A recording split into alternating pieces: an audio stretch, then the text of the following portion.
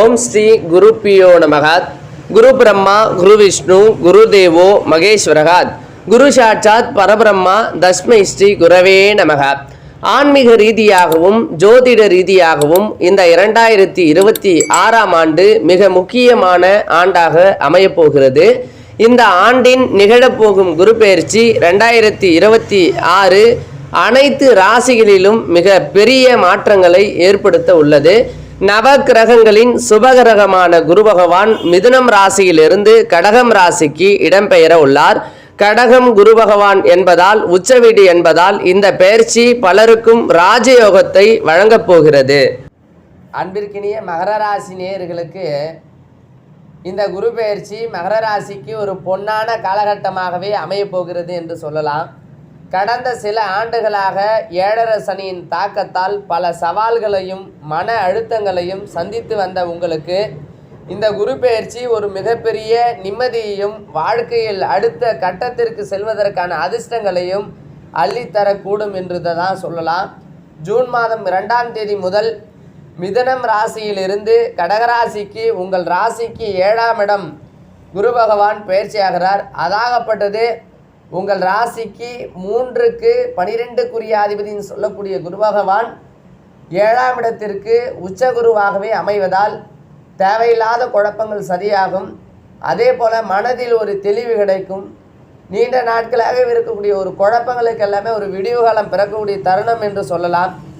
குரு பகவான் நேரடியாக உங்கள் ராசியே பார்ப்பதால் தொட்டதெல்லாம் தொடங்கக்கூடிய பொன்னான யோகமாகவே இந்த ஆண்டு அமையப் போகிறது. குறிப்பாக வேலை தேடிக்கொண்டிருப்பவர்களுக்கு நல்ல சம்பளத்துடன் கூடிய புதிய வேலை கிடைக்கும். ஏற்கனவே வேலையில் இருப்பவர்களுக்கு நீண்ட நாட்களாகவே தள்ளிப்போன பதவி உயர்வு ப்ரமோஷன் கிடைக்கிறதுக்கான வாய்ப்புகள் உண்டு. சம்பளத்துடன் கூடிய ஊதிய உயர்வு அதிகமாக இருக்கும்.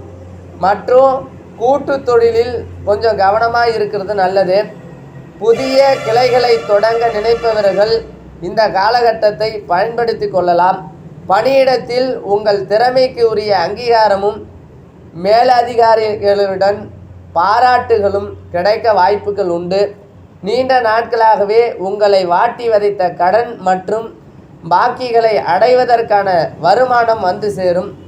பிறரிடம் கொடுத்துவிட்டு திரும்ப பெற முடியாமல் தவிர்த்த பணம் இந்த காலகட்டத்தில் உங்களை தேடி வரும். சொத்து நில சார்ந்த விடயங்களில் வாங்குவதற்கான சூழ்நிலைகளும் முதலீடுகளை செய்ய மிக சிறந்த காலகட்டம் அமைகிறது. 7ஆம் இடத்து குரு பார்வையால் திருமண வயதில் இருக்கும் மகர ராசியினருக்கு வரன் அமைந்து சுபகாரியங்கள் தடையின்றி கைகூடும். மற்றும் கணவன் மனைவி இடையே இருந்து வந்த கருத்து வேறுபாடுகள் மறைந்து குடும்பத்தில் ஒரு அந்யோன்ய வாழ்க்கைகள் மேம்படும். தடைபட்டு வந்த குழந்தை பாக்கியம் காத்திருந்தவர்களுக்கு தம்பதியினருக்கு குழந்தை பாக்கியம் கிடைக்க அதிக வாய்ப்புகள் உண்டு. மற்றும் இந்த மன நிம்மதி கொடுக்கக்கூடிய காலகட்டமாகவே இந்த ஆண்டு கட்டாயமாக உங்கள் குடும்பத்தில் மனதில் ஒரு தைரியமும் மன நிம்மதியும் கொடுக்கும்.